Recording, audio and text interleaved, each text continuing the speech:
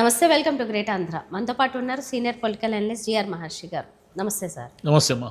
Sir, నిన్న YS Jagan గారు press meet పెట్టారు. దాని తర్వాత నేషనల్ మీడియాతో మాట్లాడుతూ అమరావతి, రాజధాని అమరావతి మీద కీలక కామెంట్స్ చేశారు. అందులో ఏంటంటే నేషనల్ మీడియాతో ఆయన రాజధాని ప్రస్తావన, అందులోనూ ఆ రాజధానిని నదీ గర్భంలో నిర్మిస్తున్నారు.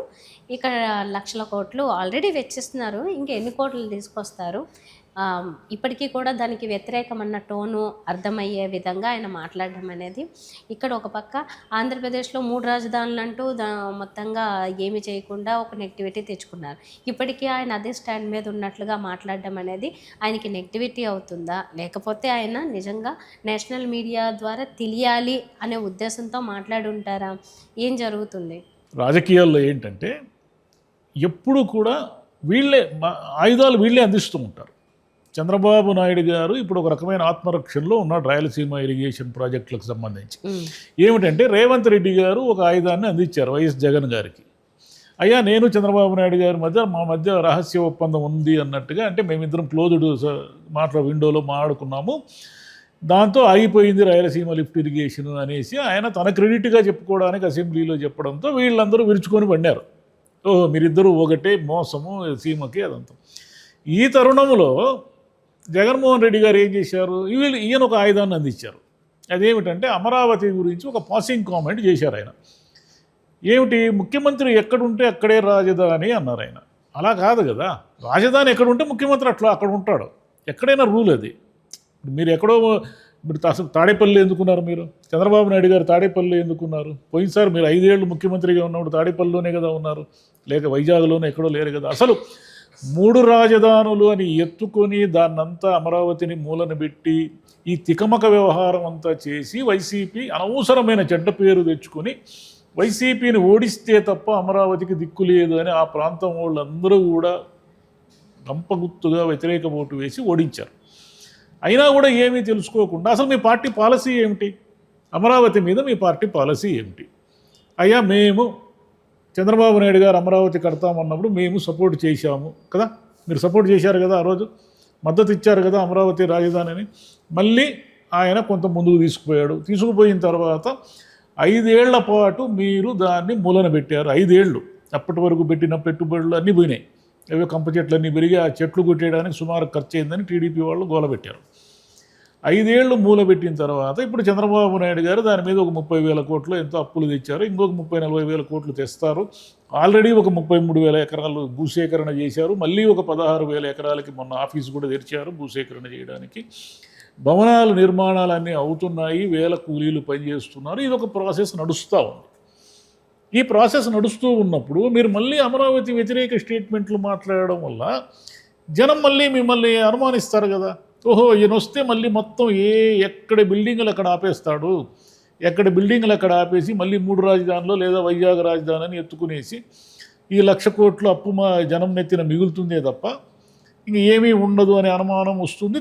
తెలుగుదేశం అనుకూల మీడియా కూడా ఈ నిన్నటి నుంచి ఫుల్ భారీ ఎత్తున డిబేట్లు, చర్చలు, సోషల్ మీడియాలో వ్యాఖ్యానాలు అవన్నీ జోరుగా వస్తున్నాయి.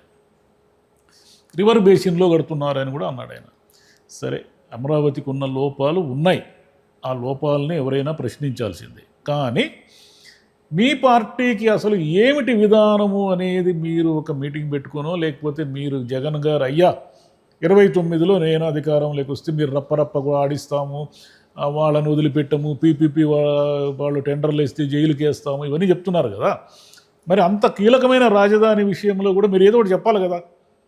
మేము 29లో అధికారంలోకి వస్తే మేము అమరావతిని కొనసాగిస్తాము, లేదా కొనసాగించము, లేదా ఈ అప్పులన్నీ ఇప్పుడు ఆయన చేసిన అప్పులన్నీ మేము కడతాము, మేము ముందుకు పోతాము, అమరావతి మా రాజధాని, మేము మా విధానాన్ని మార్చుకున్నామని చెబితే వైసీపీకి సేఫ్. లేదు మళ్ళీ వీళ్ళు వస్తే మళ్ళీ ఇదే మొదలు అనుకుంటే వైసీపీకి డేంజర్. వైసీపీని ఎందుకు గెలిపిస్తారు 29లో చెప్పండి, అమరావతిని ఆయన వ్యతిరేకిస్తే? అంటే అమరావతి అనే ఒకే ఒక్క కారణం మీద ఎన్నికలు జరుగుతాయంటే జరగకపోవచ్చు, కానీ ఆ ప్రాంతం రైతులందరూ కూడా వేల మంది రైతుల జీవితాలతో ముడిపడి ఉన్నప్పుడు మిమ్మల్ని వ్యతిరేకించకుండా మిమ్మల్ని ఎట్లా సమర్థిస్తారు వాళ్ళు? అంటే ఏరి కోరి ఒక ఆయుధాన్ని చంద్రబాబు నాయుడు గారికి అందిస్తారు. చంద్రబాబు నాయుడు గారు ఆల్రెడీ కొన్ని తప్పులు లోపాలు ఉన్నాయి దాంట్లో. మీరు వర్షం వస్తే నీళ్లు వస్తున్నాయని మీరే ఒప్పుకుంటున్నారు, మీరే పంపింగ్ స్టేషన్లో 400 కోట్లతో కడతామని మీరే ఒప్పుకుంటున్నారు. కానీ ఇదేమి లేదు, గ్రీన్ ట్రిబ్యునల్ ఇచ్చింది, అది ఇచ్చింది, మేమేమి రివర్ బేసిన్లో కట్టడం లేదు, మాదంతా పక్కాగా ఉందని మీరే అంటున్నారు. మరి అంతా కరెక్ట్గా ఉన్నప్పుడు మీకు నీళ్ళే రానప్పుడు మీరు ఎందుకు పంపింగ్ స్టేషన్లు కడతామంటున్నారు? నీళ్లు తోడడానికి ఏం అవసరం? మరి మీకు అవసరం లేదు కదా. 2, రైతులు అసహనంతో ఉన్నారు. మొదటి విడత ఇచ్చిన రైతులకే న్యాయం జరగక వాళ్ళని సిఆర్డిఏ అధికారులు చీకొడుతూ వాళ్ళ ప్లాట్లు చూపించకుండా మొన్న కూడా ఒక రైతు చనిపోయినాడు. అంటే రైతులు అసహనంతో ఉన్నారు. 2వ విడత రైతులు సుముఖంగా లేరు, అంటే ఇవ్వడానికి అంత ఈజీగా లేరు. ఎందుకంటే ఏమయ్యా వాళ్ళకే న్యాయం జరగలేదు, మా వరకు ఎప్పుడు వస్తుంది? చంద్రబాబు నాయుడు గారు ఫస్ట్లో ఏమన్నారు, మనకు బోలెడంత డబ్బులు వస్తాయి, రైతులకు ప్లాట్లు వస్తాయి, మళ్ళీ రిటర్నబుల్ అంటే మనం అమ్మేసుకుంటే భూమి, మనం మిగిలిన 10,000 ఎకరాలు అమ్మేసుకుంటే సెల్ఫ్ సస్టైన్డ్ సిటీ అని చెప్పి ఆయన ఏమంటున్నాడు ఈరోజు, మున్సిపాలిటీ కంటే ఇది పెద్దగా మారదయ్యా, మనం మళ్ళీ ఇంకొక 50,000 ఎకరాలు కావాలి అంటున్నాడు. అంటే తప్పుల మీద తప్పులు వాళ్ళు కూడా చేస్తున్నారు అమరావతి మీద. తప్పుల మీద తప్పులు చేస్తున్నప్పుడు మీరు ఒక విధాన నిర్ణయాన్ని ప్రకటించి వాళ్ళని ప్రశ్నించాలి. కానీ మీ దగ్గర ఏ విధాన నిర్ణయం లేకుండా మళ్ళీ మొదటికి వచ్చి ముఖ్యమంత్రి ఆడుంటే ఆడు రాజధాని అంటే మీరు ఎక్కడుంటారు? మరి మీరు పోయి తిరుపతిలో ఉంటారా, అనంతపురంలో ఉంటారా, పులివెందుల్లో ఉంటారా? ఒకవేళ 29లో ముఖ్యమంత్రి అయితే మళ్ళీ వైజాగ్కి వెళ్తారా, మళ్ళీ 3 రాజధానులు అంటారా? అంటే మిమ్మల్ని ఎలా నమ్ముతారు జనము? ఒక విధానం ఉండాలి కదా. ఒక క్యాపిటల్ అనే దాన్ని అన్నప్పుడు దేశ రాజధాని ఢిల్లీ ఎందుకుంది? మరి ప్రధానమంత్రి పోయి ఆడ గుజరాత్లో ఉండొచ్చు కదా. గుజరాత్లో గాంధీనగర్లో ఉంటే అదే ఢిల్లీ క్యాపిటల్ అవుతుంది కదా.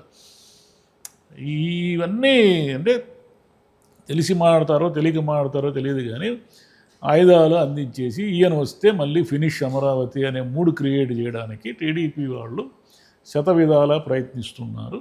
నష్టం చేకూర్చుకోవడంలో చంద్రబాబు నాయుడు గారు ఎంత యాక్టివ్గా ఉంటారో ఈయన కూడా అంతే యాక్టివ్గా ఉంటాడు. ఎవరు తీసుకోరు, ఒకరికొకరు ఏమీ తీసుకోరు. ప్రజలకు నష్టం జరుగుతుంది. ఇప్పుడు 1,00,000 కోట్లు ఆయన ఖర్చు పెడతాడు అమరావతి మీద, మీరు వచ్చి ఆపేస్తారు. ఆ 1,00,000 కోట్లు ఎవరు ఇస్తారు?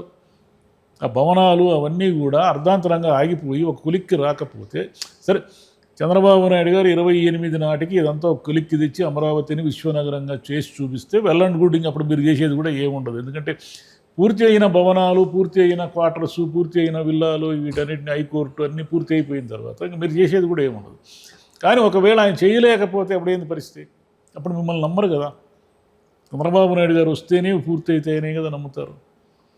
మరి ఇంక మీరు 29 వచ్చి రప్ప ఎవరు నాటిస్తారు? మీకే రివర్స్ వస్తుంది. అది బూమరాంగ్ అంటారే, అదే వస్తుంది. కాబట్టి వైసీపీకి ఒక విధాన నిర్ణయం లేకుండా అమరావతి మీద ఏమి మాట్లాడినా వాళ్లకు నష్టమే తప్ప ప్రయోజనం ఉండదు. మీరు అన్నది చాలా కరెక్ట్ సార్. అంటే విధాన నిర్ణయం ఏంటనేది ఏం చెప్పట్లేదు. ఎవరికి వారు ఏదో ఒక వేగ్గా ఒక స్టేట్మెంట్, ఏదో ఒక అలా పాసింగ్ కామెంట్స్ చేస్తున్నారు. కానీ దీని మీద మేము ఈ స్టాండ్తో ఉన్నాము, ఓకే మీరు నిర్మించండి, ఇన్ని లక్షల్లో నిర్మించండి, లేకపోతే అక్కడ ఖచ్చితంగా వద్దంటే వద్దు, మేము ఇప్పటికీ వ్యతిరేకం అనేది చెప్పాలి.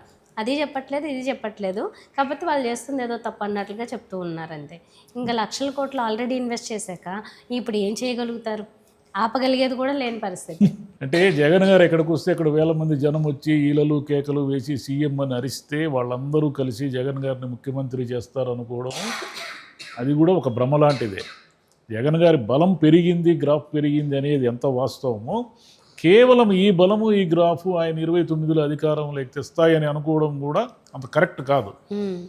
మీకు ఒక విధాన నిర్ణయం లేకుండా, రాజధాని మీదే మీకు స్పష్టత లేకుండా ఏదేదో ఇప్పుడు మళ్ళీ మీరు వస్తే అన్నా క్యాంటీన్లు మూసేస్తారా? అసలు పేదోళ్ళు తినే అన్నా క్యాంటీన్లు మీరు ఎందుకు మూసేశారు? దానికి ఒక రీజన్ చెప్పమని చూద్దాము. లేదు, వాళ్ళ దగ్గర చాలా వాటికి సమాధానాలు లేవు. వైన్ షాపుల్లో మీరు ఎందుకు ఆన్లైన్ అమౌంట్ని యాక్సెప్ట్ చేయలేదు దాన్ని చెప్పమన్నాడు సమాధానం. చెప్పరు. ఇట్లా ఏది సరిగ్గా స్పష్టమైన విధానం లేకుండా కేవలం చంద్రబాబు నాయుడు గారి వ్యతిరేకతతో 29లో గెలిచిపోతామనే భ్రాంతిలో ఉంటే ఏమైనా జరగచ్చు, తేడా కూడా జరగచ్చు. తేడా జరిగితే 34 వరకు మీరు వెయిట్ చేసేంత శక్తి లేదు మీకు. సరే, ఆయన ఇదే స్టాండ్ మీద ఒకవేళ నా స్టాండ్ ఇదే అని చెప్పినా కానీ ఓ పక్క టీడీపీ అయితే దానికి కేంద్రంతో కలిసి అక్కడ రాజ్యాంగ హోదా కల్పించడానికి వాళ్ళు ఆల్రెడీ ఒక అప్లికేషన్ ఏదో పెట్టారు, ప్రాసెస్ చేశారు. అది ఏదో కొన్ని సాంకేతిక కారణాలతో ఆగింది, మేబీ అయిపోతుంది, అదేం పెద్ద విషయం కాదు అన్నారు. అయిపోయిన తర్వాత అయినా మీరు ఇదే మాట మాట్లాడుతుంటే ఇంక ఉపయోగం కూడా ఏం లేదు చేసి. అంటే అక్కడ చట్టం తెచ్చినా, బిల్లు తెచ్చినా, తేకపోయినా వైసీపీ వాళ్ళు అర్థం చేసుకోవాల్సింది ఏమంటే ఎవరైనా సరే, చంద్రబాబు నాయుడు గారి వ్యతిరేకులైనా సరే, ఎవరైనా సరే, లోపాలుంటే ప్రశ్నించండి, కానీ అమరావతిని ఆపడము అనే కాన్సెప్ట్లోకి వెళితే అది డేంజర్. అమరావతి అనేది కంటిన్యూ కావాల్సిందే. దాని రిజల్ట్ చంద్రబాబు గారు చెప్పినట్లు అద్భుతంగా ఉంటుందా ఉండదా అనేది సెకండరీ. ఇన్ని వేల కోట్లు ప్రజాధనం అక్కడ పెట్టేసిన తర్వాత దాని మీద మళ్ళీ నీళ్ళలో కడుతున్నారు, కరకట్ట దగ్గర కడుతున్నారు, ఇవన్నీ ఇంక టైం వేస్ట్ అవి. ఏది అయినా ముందుకు పోవాల్సిందే. ముందుకు పోయేదానికి వైసీపీ ఒక విధానం అంటూ ప్రకటించడం అనేది పద్ధతి. లేదు మేము అమరావతిని విమర్శిస్తూనే ఉంటాము, చంద్రబాబుని విమర్శిస్తూనే ఉంటామంటే అది వెనక్కి తిరుగుతాయి ఆయుధాలన్నీ.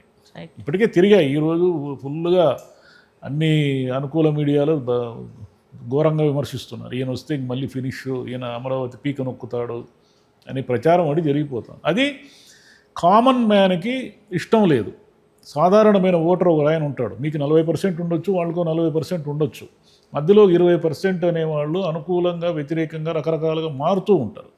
వీళ్ళెవరూ కూడా అమరావతి గొంతు నులిమేదానికి వైసీపీ ప్రయత్నిస్తే వాళ్ళెవ్వరూ యాక్సెప్ట్ చేయరు, అందరూ వ్యతిరేకిస్తారు. మీకు చంద్రబాబు గారితో విభేదాలు ఉంటే ప్రశ్నించండి ఆయన్ని, అయ్యా ఇదెందుకు చేశారు, అదెందుకు చేశారు, ఇది తప్పు అది ఒప్పు అని ప్రశ్నించండి. కానీ మొత్తం అమరావతి మీదే మీరు పగబడితే మళ్ళీ అది మీకే ప్రమాదంగా మారుతుంది. Right, thank you.